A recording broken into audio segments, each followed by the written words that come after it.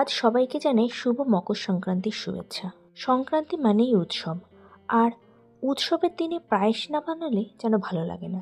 সেই আনন্দটা যেন সত্যি অসম্পূর্ণ হয়ে থাকে। তাই বাইরে থেকে নয়, বাড়িতেই হুট করে বানিয়ে ফেললাম আমাদের চেনা পরিচিত সেই নরেন গুড়ের পায়েস।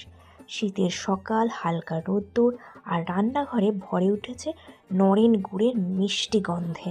এই পায়েস শুধু একটা খাবার নয়, এর মধ্যে লুকিয়ে আছে শৈশবের স্মৃতি, মায়ের হাতের স্বাদ আর সংক্রান্তির আনন্দ।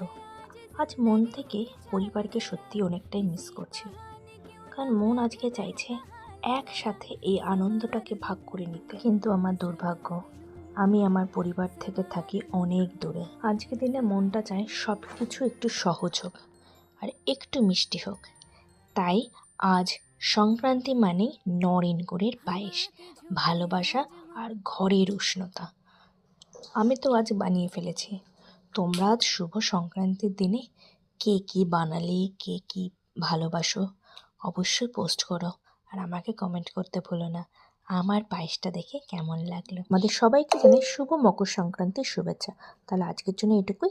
Tata, bye bye.